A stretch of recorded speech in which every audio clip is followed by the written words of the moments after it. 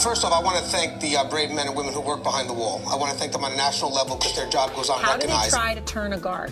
Well, correctional officer. Sorry, I apologize. But correctional officer. How you guys doing today? It's Anthony Gangi, host of Tier Talk. This is going to be talking on the tiers. This is the first episode we put together where I was able to ask the audience something and they gave me back submissions. Now, the topic today is going to be how do you deal with stress at the workplace. And I just want to show you just some of the people that submitted videos my way. Check this out. How you guys doing today? It's Anthony Gangi, host of Tier Talk. And today we're going to kind of go back to the old school Tier Talk real quick. Hi, I'm Gary York, True Prison Stories. If you like this story, please subscribe to my channel. I spent 23 years at the United States Penitentiary in Marion, Illinois, and this is just a part of my story.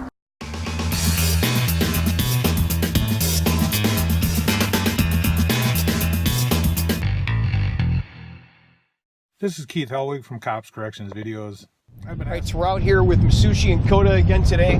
We're going to do a little demo with the dog. Hey, silly girl. I love you, you know that, right?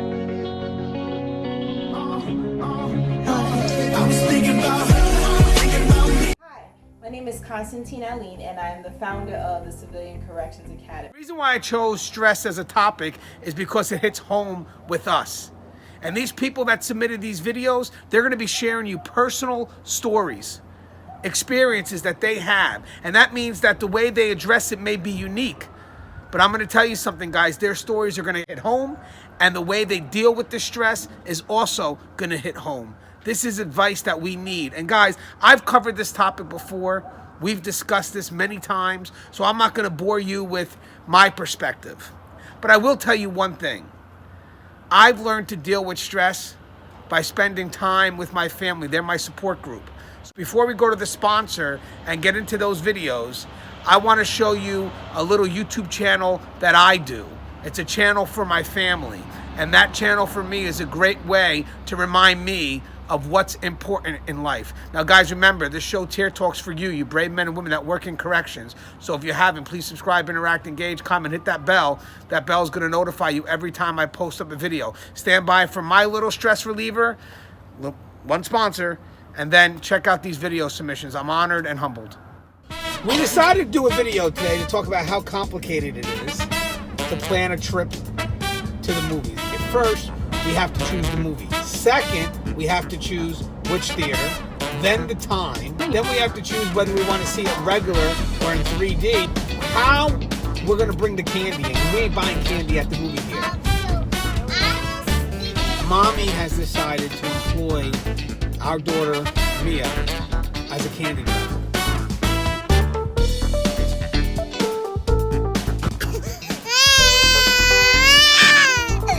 Okay, here we go. Let's play the quiet game. So on the count of 3. 1, 2, 3. Sienna's out! Say hi. What's your name? Mia. How old are you? 10.5. No, she's not. She's 5.5. She's way off. Mia, do you like Toys R Us? Toys R Us is dead. Okay, so there's a couple ways you can eat it. You can spit. This is totally off. Hold on. This is not the best tasting Oreo cookie. Hold on. Bottle down. What? Eat the cookie and we'll cross-reference with 2 new cookies. I wanted to attend a university that had an intelligence program. I wanted to look at problems different. I wanted to increase my critical thinking abilities. AMU offered those avenues to expand. Obtaining your degree as an adult, you're actually paying yourself and investing in yourself. You can't put a dollar on it, it's priceless. It's something that can never be taken away from you. American Military University. Learn from the leader. Hi, Connie Aline here, CEO of the Civilian Corrections Academy. I'm so glad that we're talking about this. You know, we work in this uniquely stressful environment, right? The realities of our environment are inherently stressful. And I think that, we think we need to do it on our own, but we don't. There are ways that we can manage stress. Maybe this video is us creating like a best practices for the industry. How do we want to manage stress? Can we help others manage stress? For me, it was being a prison administrator. You're on call 24 hours a day, 7 days a week. You've got the expectations of the warden, of your own administration. You've got tons of expectations you need to meet. Expectations to support the staff. Anything going on that you can't get, an inmate can't get from the hospital, readmitted, there's a classification issue, there's a profile issue. Whatever the issue is, we would get sucked in. I would get sucked in, rather. I'd get calls from the warden at all hours of the day and night. And he didn't call just random, so I'm not going to say that. The administration that I've worked with was like really good folks that I worked with. But what happens? What happens when you can't disconnect, when you can't pause, right? So I was very intentional about using pause in order to manage my stress. What that meant for me was I got a crappy email. I got someone who had a whole bunch of negative stuff to say, or there's a certain tone in an email. I might want to get going, right? Because like you feel it building up.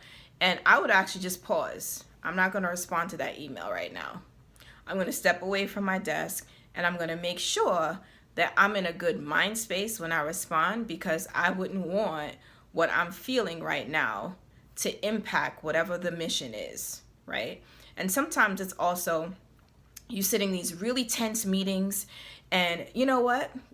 The reality is that custody and medical, we do see things a little differently, right?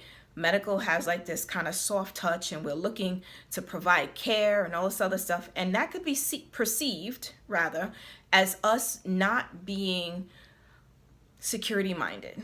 And that's not necessarily the case. What is the case is that there's a standard of care we have to try to provide. We know that there are limitations in the environment, and so we can't quite do what we would do if we weren't in this environment, but we try to do the best that we can given those limitations. Sometimes those discussions can be just so intense, right? Why don't they understand? They don't get it. And that's both sides, because you've got medical saying, why don't you understand? You've got custody saying, why don't you guys understand? Right? At some point, you got to be able to take a step back, see things, and compromise, right? So, that happens. But there are many times you come out of those meetings, you're like, what the fuck? Like, why can't we, work better together? Why aren't we communicating well? Why can't this message get across? Am I not explaining it right? Like, you ask yourself all these questions, and what is your reality? You're still frustrated. You're still feeling some kind of way. And as a manager, it's not in my best interest to go and talk to any of my direct reports, because I'm only creating a divide. I want them to work well together. I want us all to work well together. But pulling them into my frustration creates the us-them, and it puts them on my side and them against custody, and I don't want to do that. And so what would I do? I'd go in my office, close the door, take a few minutes to breathe, take a few minutes to try to see both perspectives, minus the heat, minus the tension in the room. And then if I could come up with something, some sort of compromise that we didn't discuss in the room, I would go forward to our custody staff and say, hey, listen, you know what? I know that meeting was really tense. Here's what I was thinking as an alternative. Maybe this is something we can consider. I was very mindful not to be stepping on toes, being condescending, saying stuff out of pocket just because I think I could or that I should.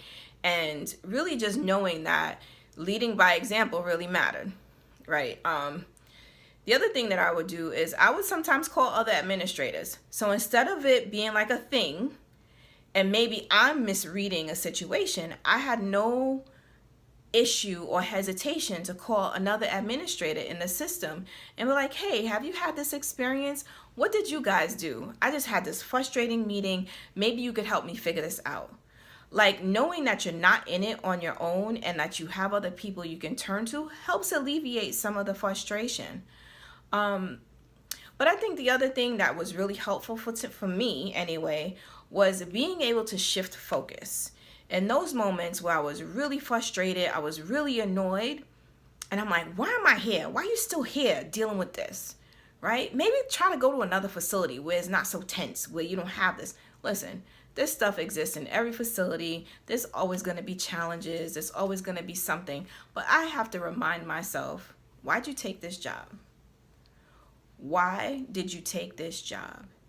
And if answering that question brings you back to the same place that you were at when you were excited about taking the job the first time you took it, then you can reposition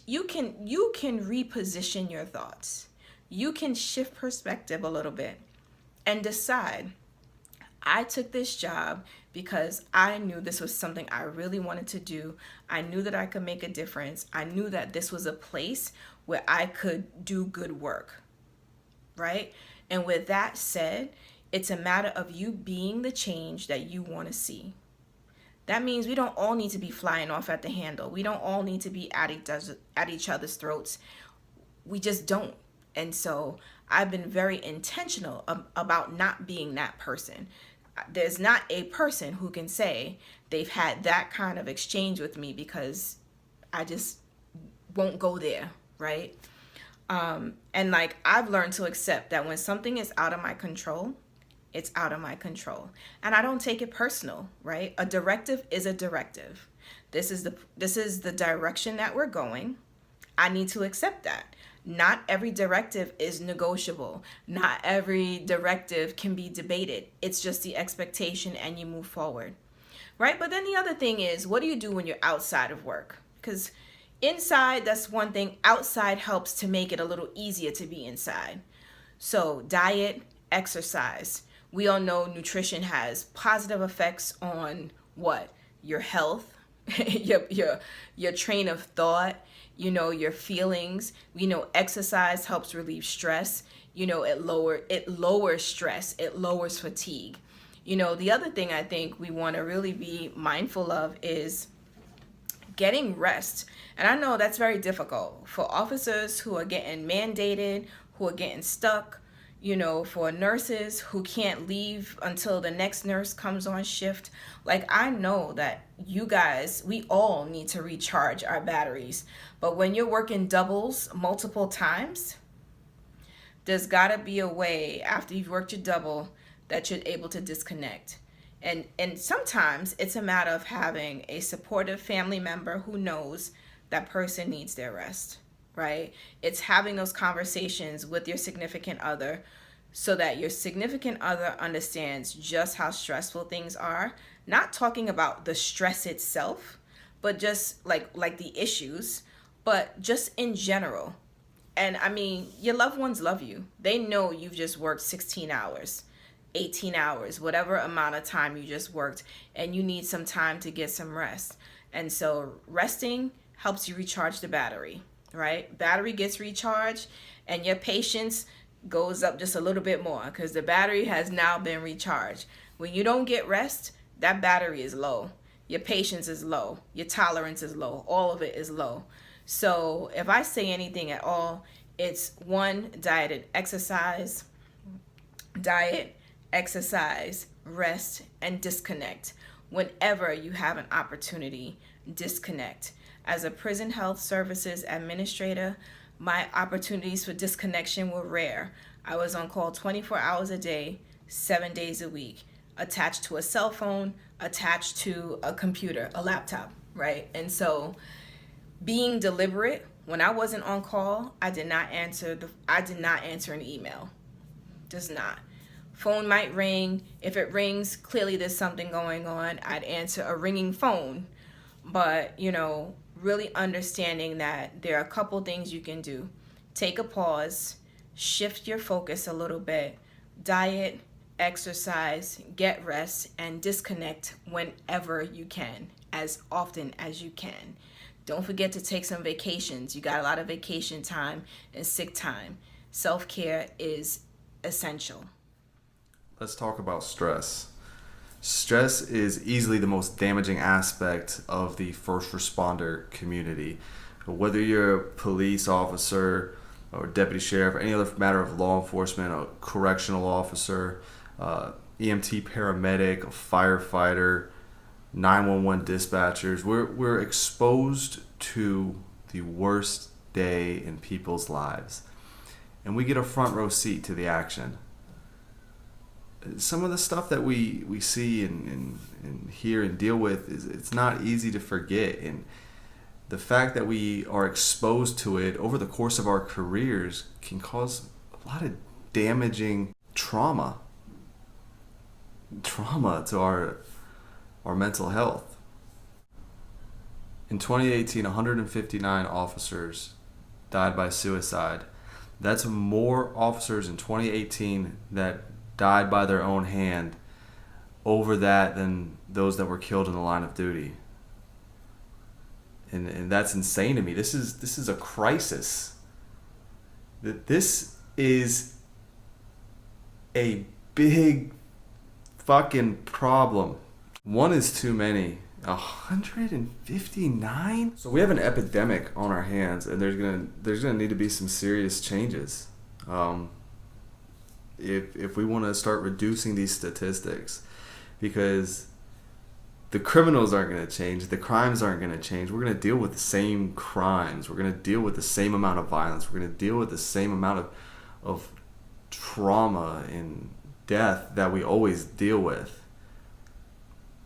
But maybe it's our perception that can shift to be better. And maybe that's the type of material that needs to be pushed out to these agencies so we can nip this in the bud and stop this from happening. First and foremost, the warrior culture is designed in a way that nobody wants to look weak. Nobody wants to look like they're not all together all the time and they're not strong. And while that helps us on the job, while we're out dealing with whatever BS call it is that we're dealing with, you can't hide it forever. And you trying to keep it inside does not make it go away. I know I wasn't in the best of places not too long ago with my mental health. And I tried different things that were able to help with the anxiety that I was getting and some of the depression. And I just I was in a very dark place. And it was hard. I changed my diet around a bit. My diet's still crap, not gonna lie.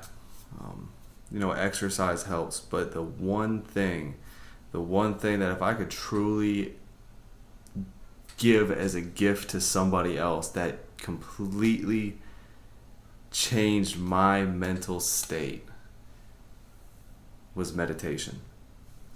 I started basic meditation, utilizing YouTube tutorials and stuff that I was taught, and it took about a week for me to get into a rhythm of meditating every day. And it's slow, just 10 minutes to meditate and just kind of reset your brain. Did wonders for me. I stopped taking the medication I was given for anxiety, for depression. I didn't need it. As long as I had my 10 minutes a day, I was good. I had never in my life felt better.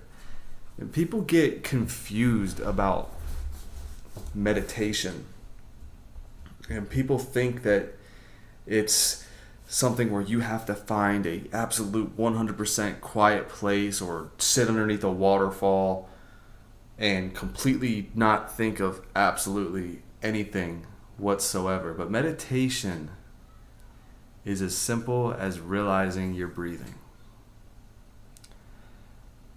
Pay attention to your breath. And I guarantee before hearing me say that, you did not realize you were breathing, but now you are. Now you're focusing on those breaths.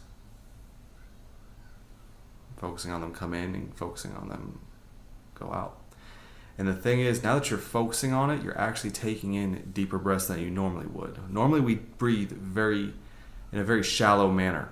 If you can just find an area to sit in, even if it's your favorite chair when you get home, turn off the TV, don't listen to anything, just close your eyes and just focus on breathing. Inhale through your nose for 4 seconds, exhale through your nose for 4 seconds, and just count it in your head. You do that for 10 minutes, that is probably, if you can do that for 10 minutes a day, then that, I promise, that will change a lot of your perception with stress that you deal with. Because our brains are like these computers. And we fill up our tab space. We fill up our browser history with pure darkness and shit, violence and the blood and the death and the crying, the screams we hear. Our brain is so full of that. And what meditation gives you the opportunity to do is it gives you the opportunity to kind of clear that browser space and to just kind of self-reset. Of course, don't forget it, but it helps to cope for sure. People think that stress is caused by what you see. And yeah, our sight has a lot to do with it. We all see some pretty nasty and crazy stuff. But, you know, it's not just sight. It's audible. It's what we hear. Sobs and screams. It's what we smell. I guarantee everybody who's worked a dead body remembers the smell of a dead body. And you may have phantom smells of it randomly. I do. I'm Nick McGeehee. I'm a content creator on TikTok. If you follow me on there, you'll know me by the username Simba on Fire. I create comedy videos and to help shed light and show law enforcement from a more comedic side. It's all about humanizing the badge, and I appreciate the opportunity to do this. Thanks, Anthony. I'm not a psychologist. I'm a street cop. And so my perspective on how to deal with stress might not be the one that you would get from a psychologist. But from my experience, 13 years in law enforcement out on the road in a pretty rough neighborhood, there's two types of stressors that I see on my day-to-day life. And so there's two ways that I deal with those stressors at work. The first stressor is the stressor everybody gets at every line of work that they have. And that's the boss is on my case about something, incompetent other employee that you have to work with, the customer being a problem, somebody that calls 911 8-9 times in a row for really no reason at all after you've already told them there's nothing that they can do about it. Those types of things you'd get if you were, a greeter at Walmart or, you work customer service pretty much anywhere.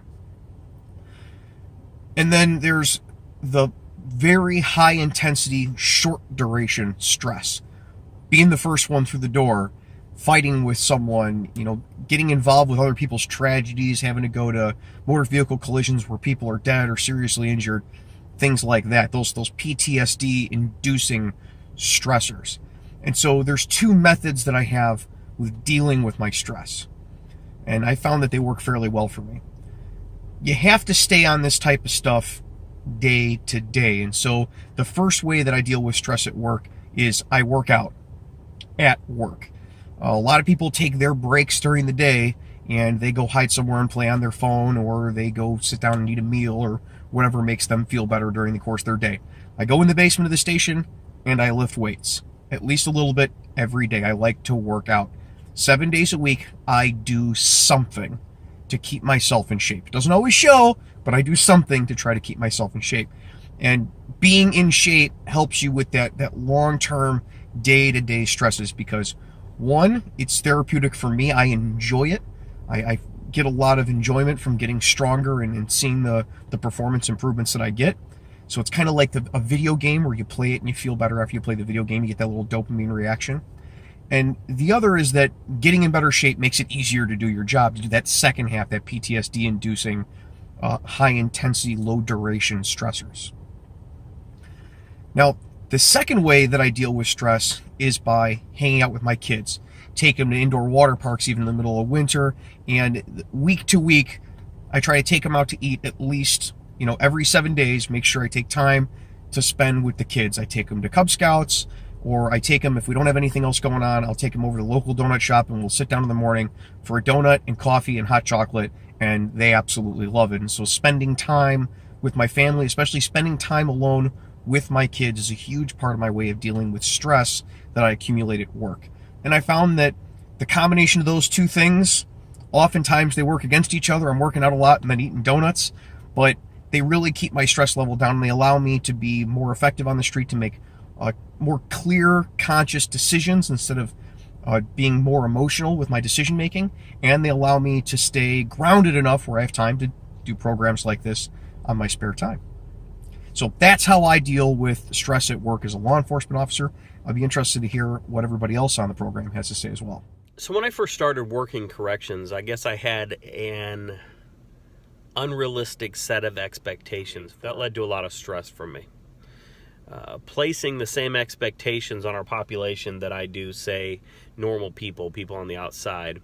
And that led to a lot of arguments, to a lot of heartache, and a lot of stress. So my problem was I would always get upset because they weren't doing the things that I thought that they should be doing the way that I thought they should be doing them, right? And that not only goes with our population, but also with staff and administration, but that's another deal there. I had to learn that our population is not in our facility for following rules. I had this kid who every night when I went to lock down would always be the last one in. He would wait. He would purposely wait to be the very last person in. And man, I don't know why, but that really pissed me off. And so I told him, I finally flipped out on him, and I said, tomorrow night you will not be the last person in your cell, or we're going to have an issue. And so the next night he waited, and he drug his feet, and he was the second to the last person in his cell. You know what? And I laughed, and I was discussing it with my fellow officers afterwards, and one of my good buddies told me, he said, you know what, these guys are not here for following the rules, man. If they knew, if they had that sort of comprehension, then they wouldn't even be in here. And you know what? He's right. So I had to lower my expectations for how I wanted them to perform for me, right? I had to change the way that I communicated my expectations. And so I began explaining things, over-explaining things, because I was getting really frustrated telling somebody no, or you can't do that, and them looking at me like I was crazy, or them arguing with me, or wanting to have an open debate about the rules. And I found that if I was just to say no because it's a safety issue, or no because XYZ, that I was getting a much better response. So I changed not only my perspective of how they comprehend things, but also the way that I communicate with them. And then over the years, I have put a lot of emphasis on my communication techniques. I've done crisis intervention training. I'm a crisis negotiator. I teach motivational interviewing, those kind of things.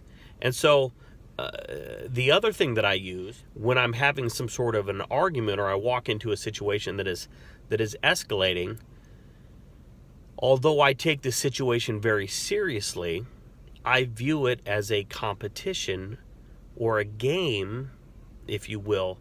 And the game is this: can I get this individual to do what I need him to do? How do you do that? So you come in, you talk to him, you build the rapport, you find that common ground, and you work from there, right? Coming into that situation, knowing that what this guy is screaming is not personal, he's not attacking me, right? He's just pissed off at what I represent, a system that he feels or she feels has done them unjustly, has treated them unfairly for their entire life. And so, for example, I had an inmate, and he had taken over his tray hatch, and he did not want to give his tray hatch up, and he's screaming and he's hollering, and I come in, and he's not listening to the traditional, hey, what's going on? What can I do for you? He's just yelling. And so I said, hey, I got a problem, and he just kind of looks at me. And I said, here's my problem.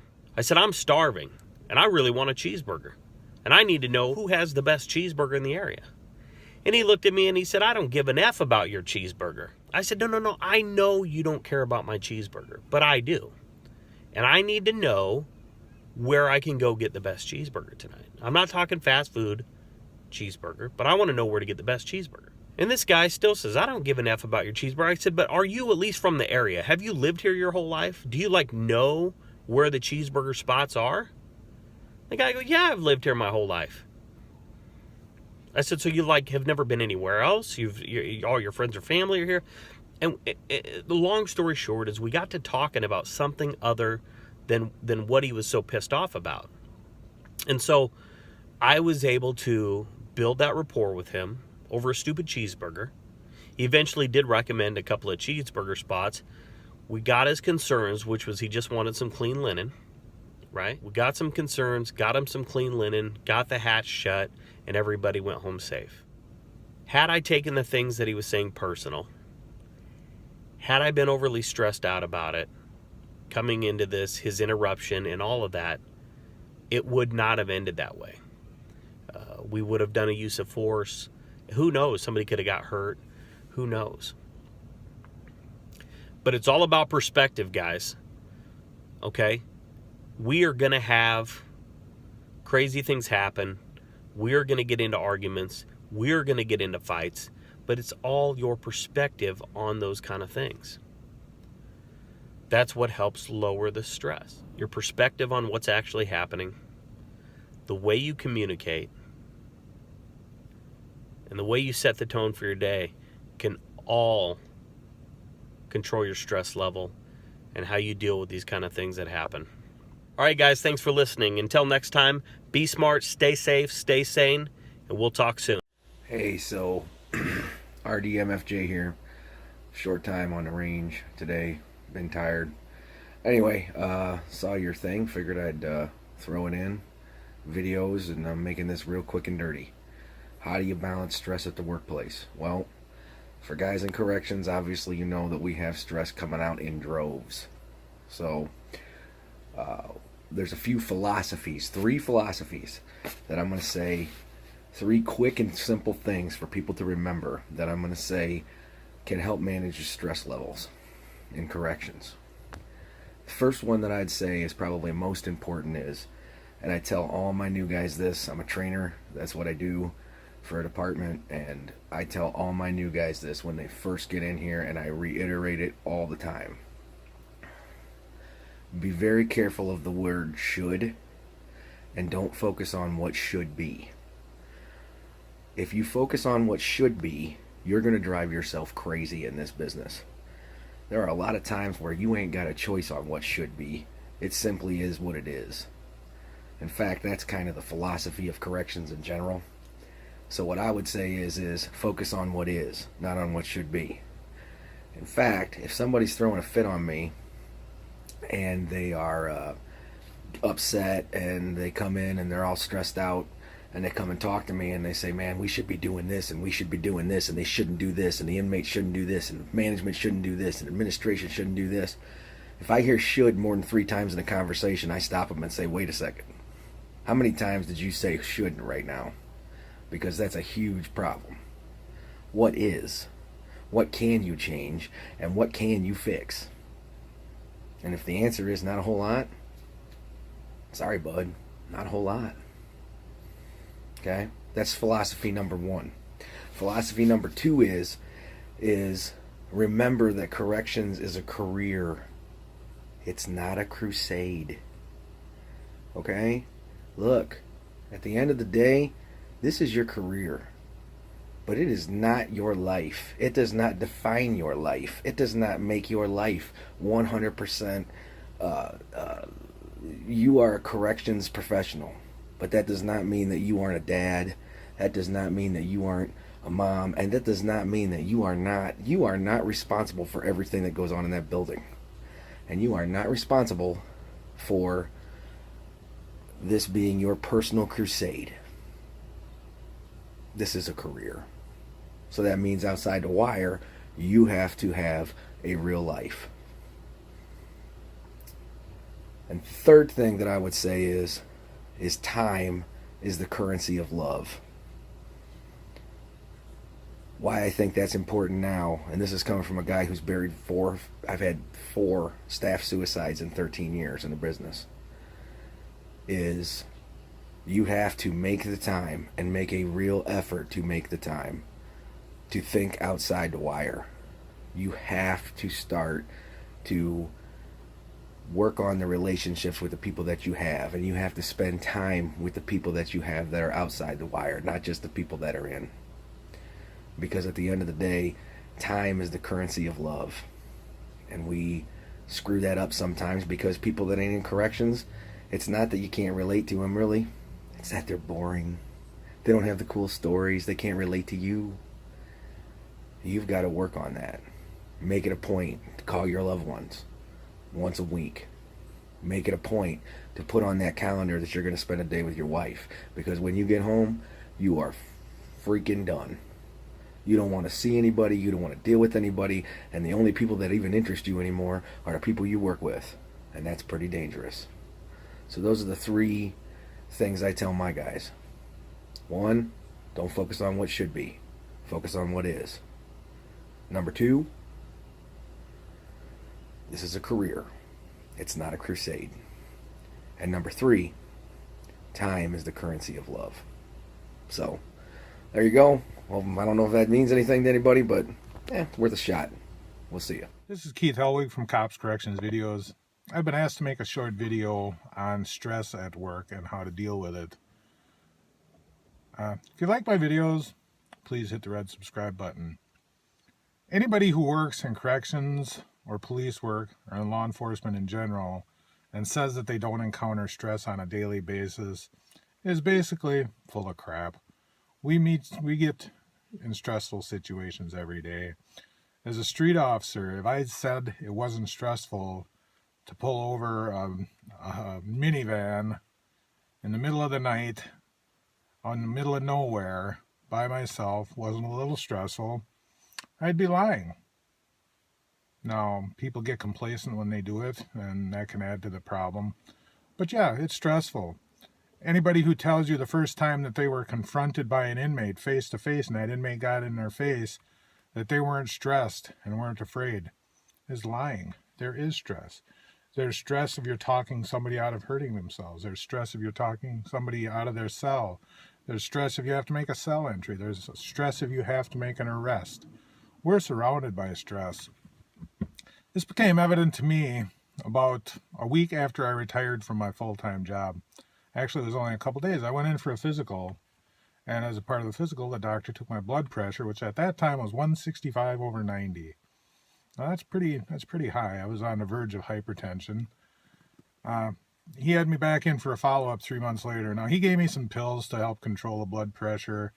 I took them for about 2 days, but I had to pee so much that I was spending the majority of my time in the bathroom, so I quit taking them. Well, when I went back 3 months later, my blood pressure was 110/80. So it's the hidden stress that we have to deal with. I found that one of the best ways to deal with stress at work is kind of face it head on. Realize that you're going to be dealing with stress. Realize you're going to be putting yourself in situations that are stressful. Thing that I found that helped me afterwards, whether I did it in a bathroom or wherever where nobody could see me, is autogenic breathing. Just taking a deep breath in through your nose and blowing it out through your mouth.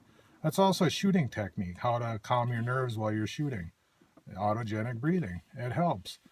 Talking with other staff, critical incident stress debriefing. That's always a big thing. You need to talk to people. You need to get your stress out. If you carry it up inside of you, it's going to eat you up. You're going to start drinking. You're going to start maybe smoking a little dope or doing something stupid. Maybe you're going to start chasing women or chasing men or whatever your preference is.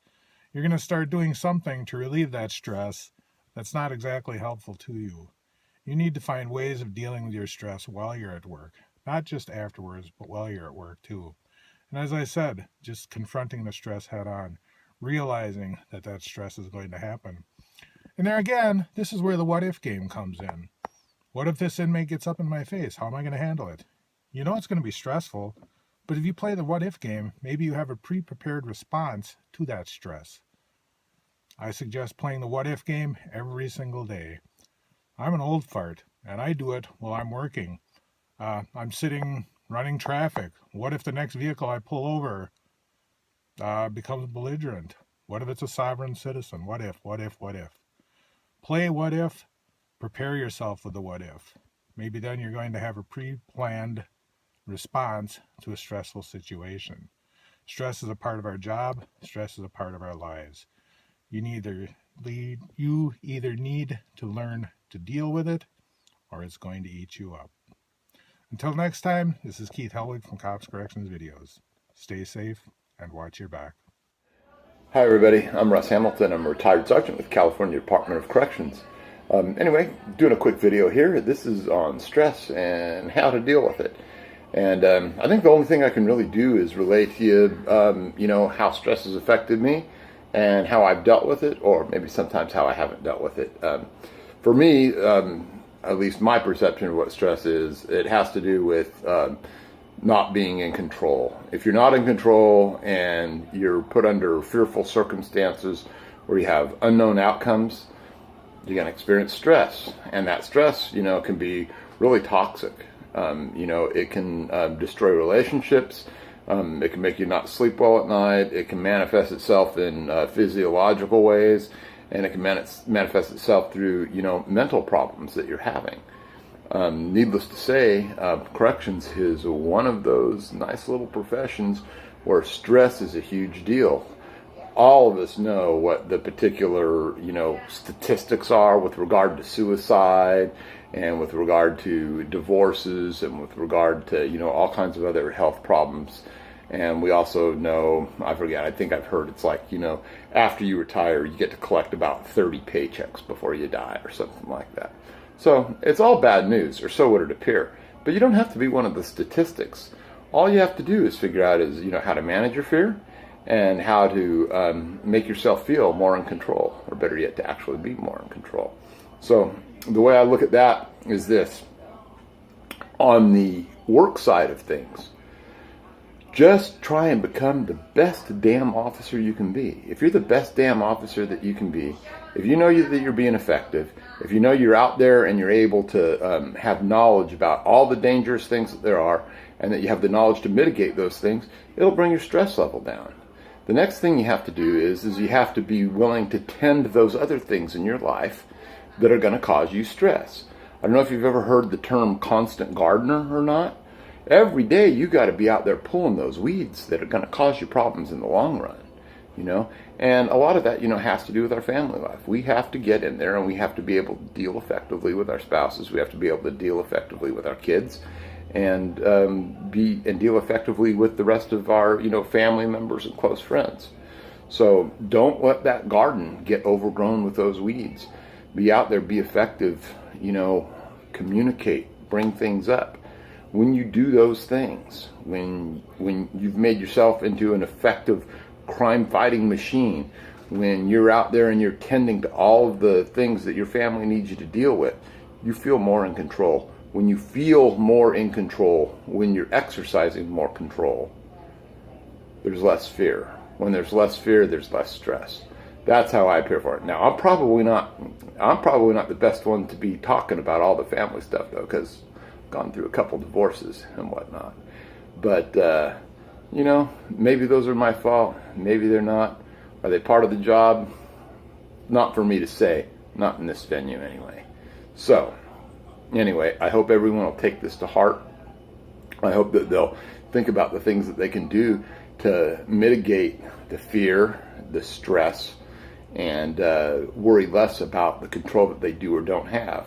So the last thing I want to speak to is the things that you shouldn't do.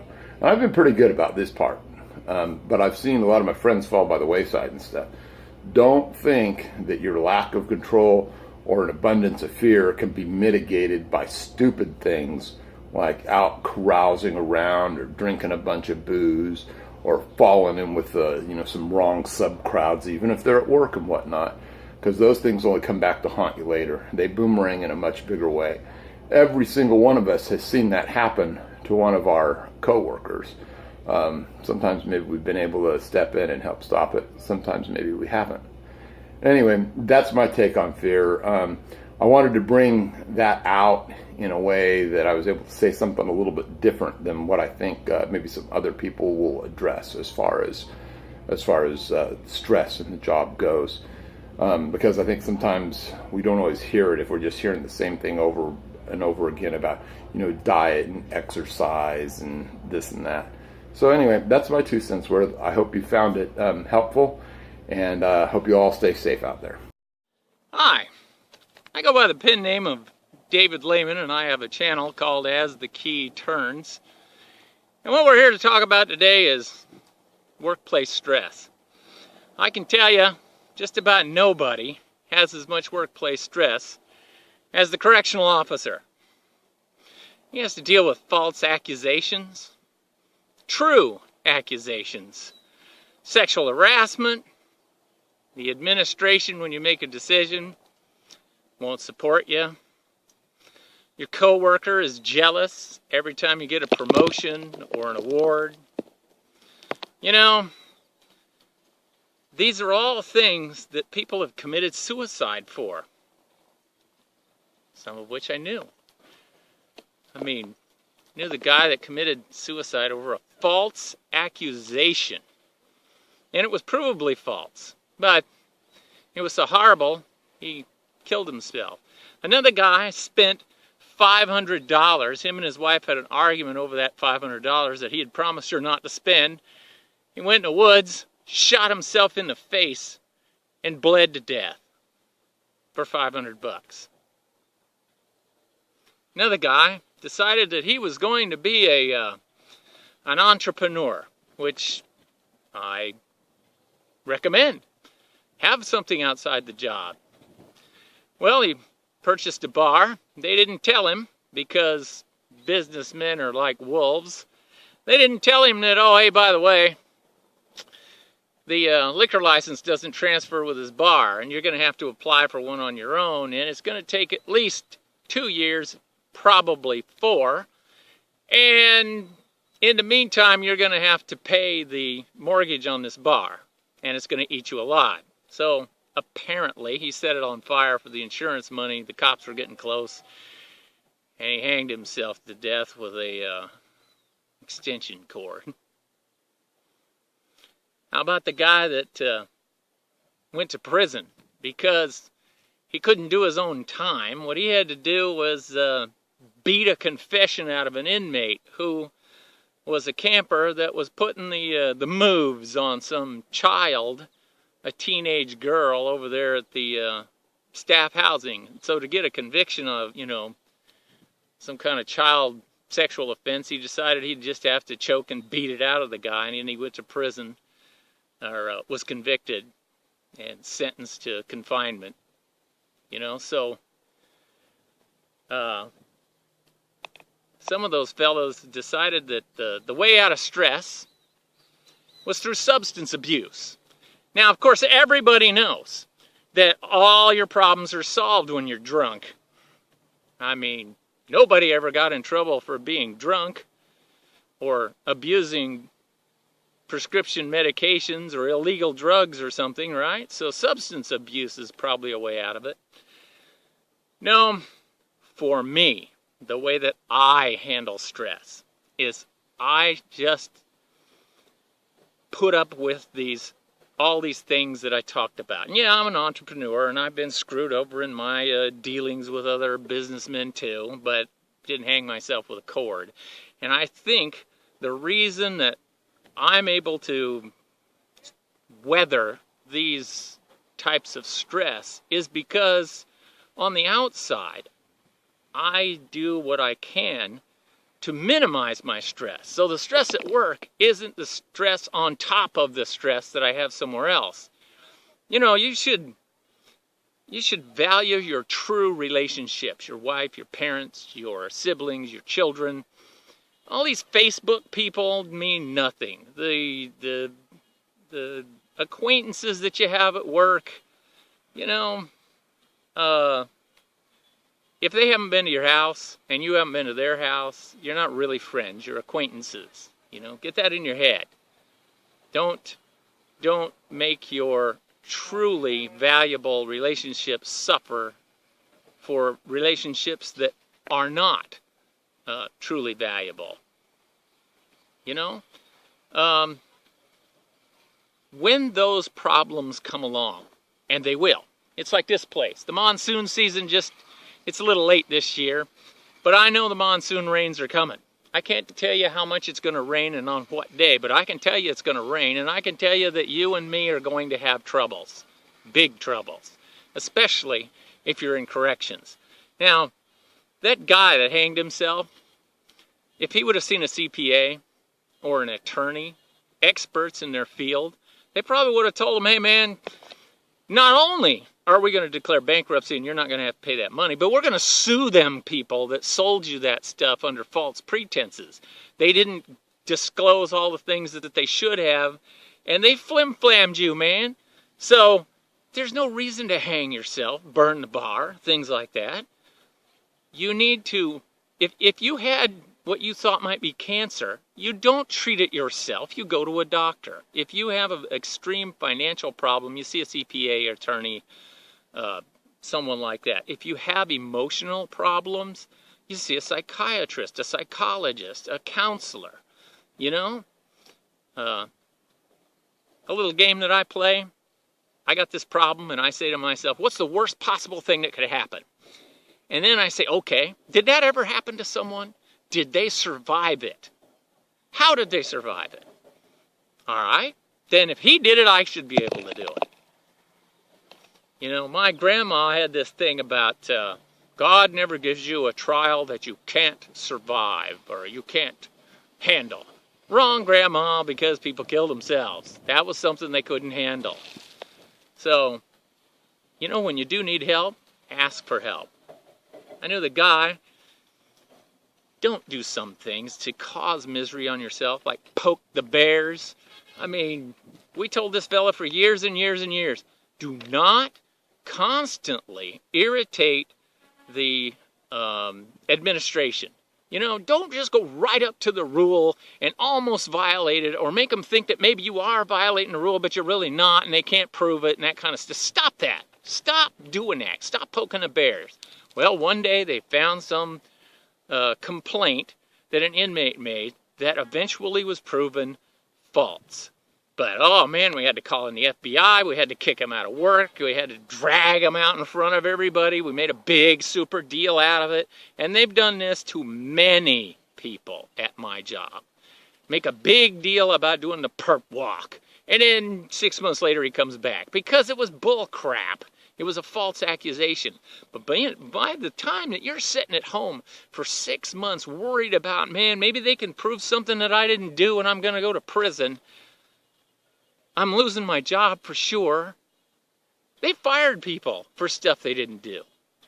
And they eventually got their job back. But they used experts to help them get their job back. There is such a thing with the Federal Bureau of Prisons. I can only tell you about USP Marion, where I was, you know, a correctional officer for 23 years.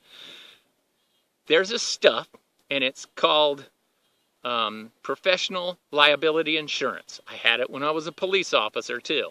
If I make a false arrest, they will defend me criminally and civilly. And if I'm found liable, they'll pay up to $1 million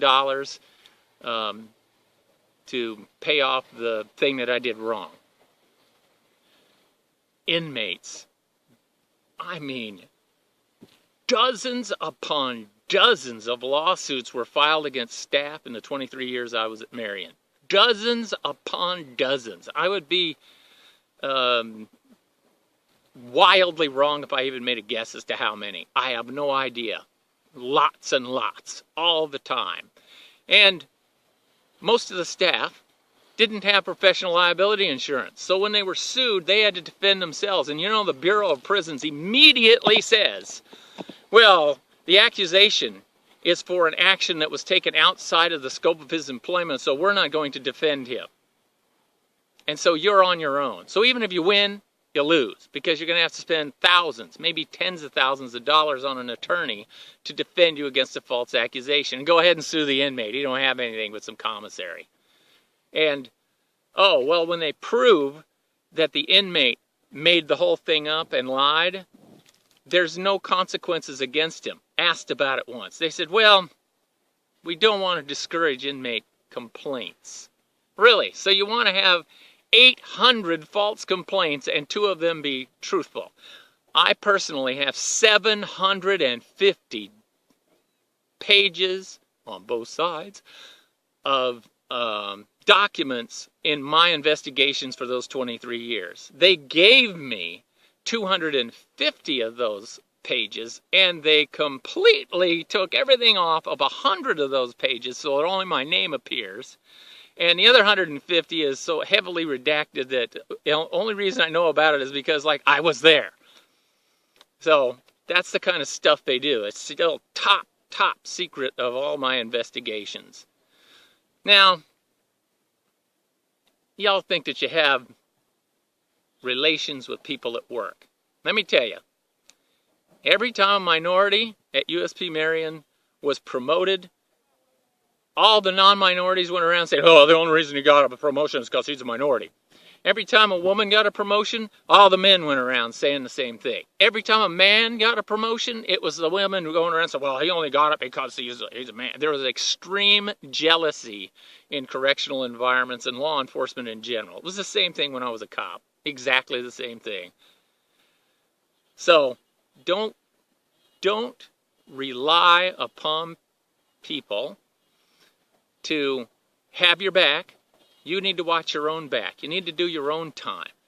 Don't go beating on somebody and cause problems for yourself.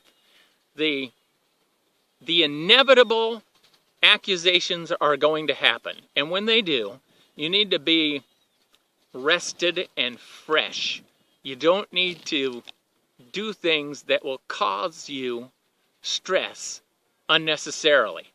Get liability insurance. It's called professional liability insurance, and when I worked for the Bureau, it was like $500 or $600 a year, but the government paid half of it. Get things like your affairs in order at home.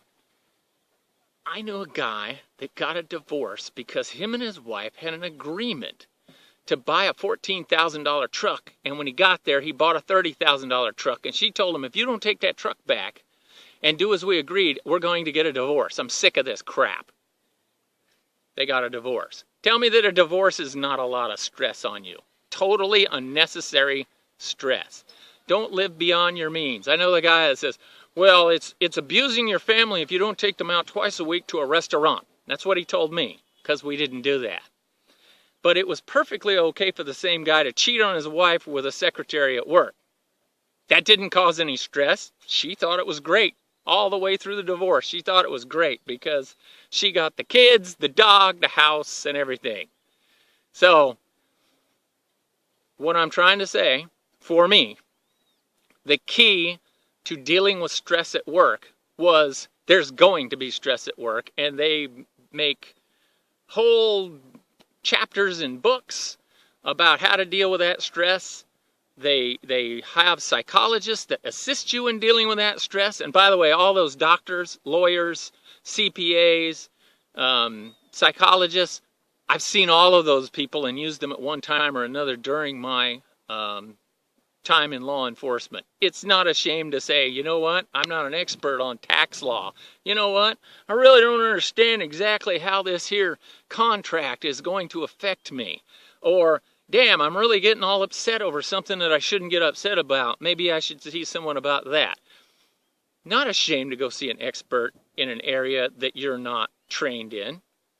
So, use though, and by the way, at least in the Bureau of Prisons, my union provided a lot of consultations with those people for free. So I never decided to go out in the woods and shoot myself in the head because I made a bad financial decision. And if I did make a bad financial decision, which I have, I went and saw an expert to assist me in getting out of it. So all these experts, use them.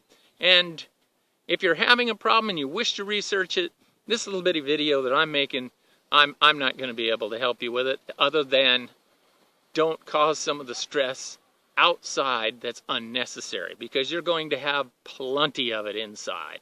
All them false accusations do wear on you. It's just like the Facebook friends. Are they really your friends? You have 1,000 Facebook friends. Are they really your friends? I don't give a damn what their politics are. You like Trump, you hate Trump, you like Hillary Clinton, you despise Hillary Clinton. What do I care? It's the same way with the inmates. They're all out to manipulate you. They're all going to make false accusations if they could possibly get away with it, to manipulate you and the people that you work for. Get used to it. It's going to happen. If you can't stand that, then you're going to have to get out of this job and get some other job. But at least don't cause the stress on yourself outside of work, which is going to affect you at work. And all that crap about, oh, I never take my job home. You know what my big mistake was not talking to my wife and telling her, hey, you know, a guy threw crap on me today. I almost got stabbed today. I'm limping because I was injured today. Or, man, all the inmates are screaming and yelling because I'm enforcing the rule. And then the warden came in and said, oh, well, we can do whatever the inmates want. Didn't back me up a bit, made me look bad, made me out to be the bad guy, and he was the good guy, always on the inmate side. You know, I would go home and tell my wife that stuff, and it helped me. Same reason that I have this YouTube channel. It's kind of my piece of therapy. This reduces stress. So, boy, that guy sure has a lot of problems.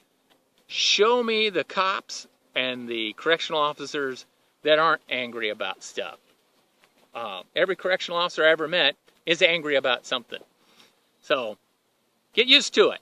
And if you want to, have a look at my channel, and I'll tell you about some of the awful things that happened to me and the stuff that pissed me off and the inmates that I dealt with. It's called As the Key Turns. It's on YouTube. I put out a video once a week.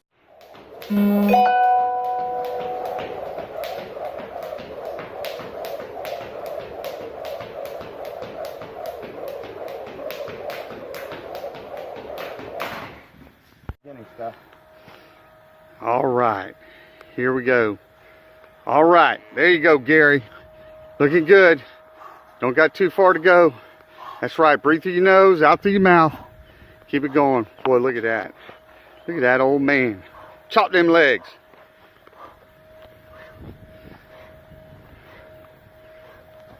Great. Good. Hello everyone, I'm Gary York, and I've been asked to talk about stress in the correctional officer setting.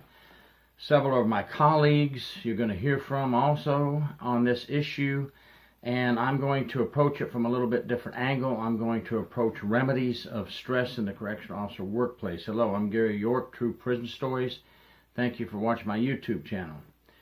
Inmates are now having physical fitness programs implemented within our prisons and jails throughout the country. We've seen it on articles that have come out on some of the corrections websites. Well, what about our correctional officer staff? What about us? What about the people who work double shifts, 16 hours straight, no days off because of manpower shortage, no pay raises, and continue to stay dedicated, the people who remain with the prison system and continue to work hard through these stressful times and have poor sleeping habits, poor eating habits, no time for exercise. I am suggesting that the prison and jail administrators get on the ball and let's implement not only some exercise and health training in our annual training. We don't see many classes at all that are given annually to correctional officers on things to do to eat and exercise properly. And as most of you know, exercising releases an endorphin chemical in our brains that make us feel good, that make us feel confident. And when we don't get enough exercise, we just start to seem to get stale, and we don't build up those positive endorphins. Exercise increases confidence, and the natural painkiller endorphins work without having to take pills, without having to drink coffee all day long, without having to take ibuprofen. So, let's start with what we can do about it on our own, and then let's try to get our prison administrators, and I'm talking about high up, not your wardens and assistant wardens. They need the help. They need to help implement some training in physical exercise and eating habits and what we can do to strengthen ourselves, because we have to deal with the inmates every day who are definitely strengthening themselves. But 20 minutes a day, okay? You've got to fit that in there. You have to fit that in. The exercises that you see throughout this video I did this morning, just finished. Sorry, you can't smell me. I changed shirts. But you've got to fit 20 minutes a day.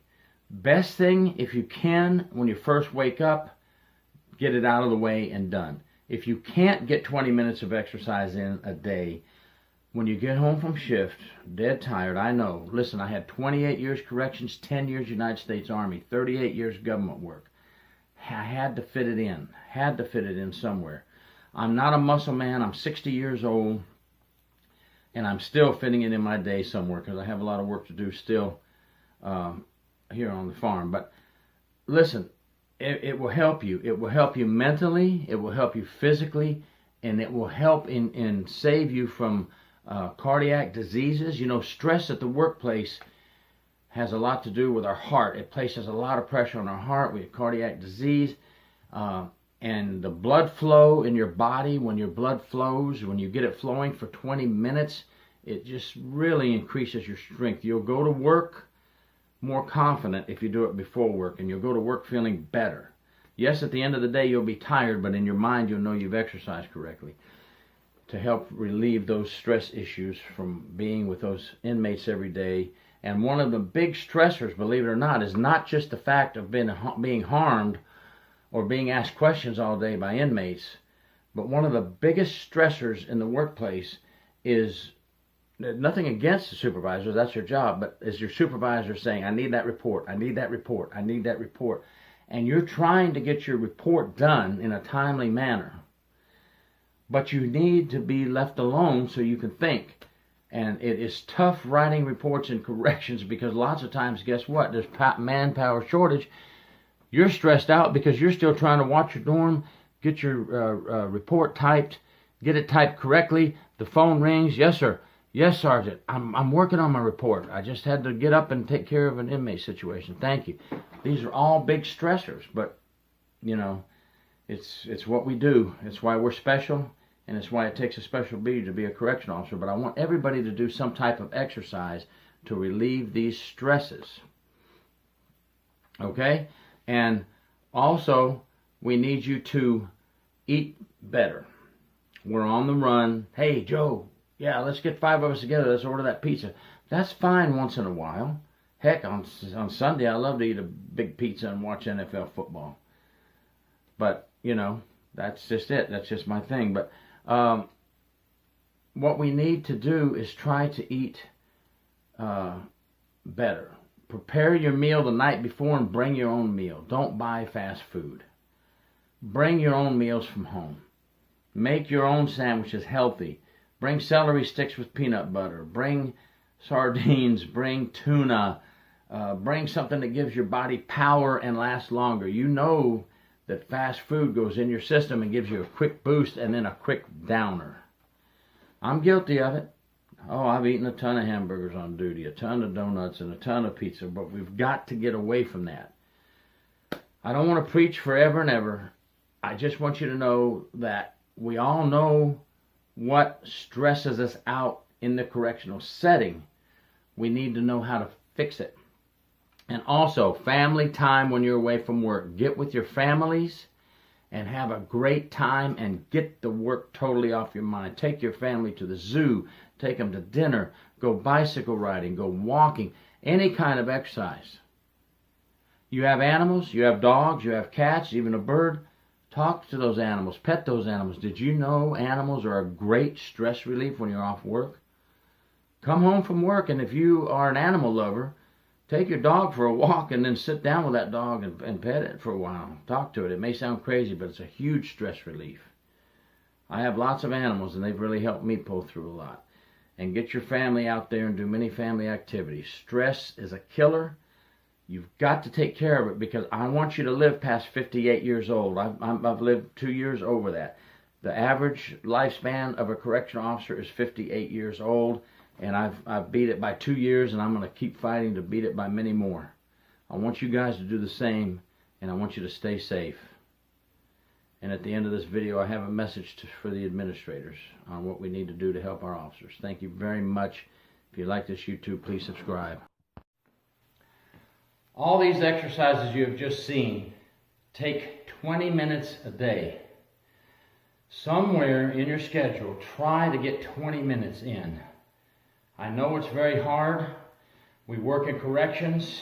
They're making us work double shifts, sometimes 16 hours straight, and I've seen people even work 20 hours straight. No days off sometimes because of staff shortage. But if we don't keep up with the inmates will have the advantage. And I am stressing strongly that every corrections agency in the nation needs to implement a strong physical fitness and good eating habits program for corrections. And yes, you pay for it, because inmates are getting physical fitness programs implemented now across the country. And officers have stress daily. They need the stress relief. Let's give the officers some physical fitness agendas, and you pay for it, and please help us. Get set, go! Look at that, ladies and gentlemen. Look at this. Look at this.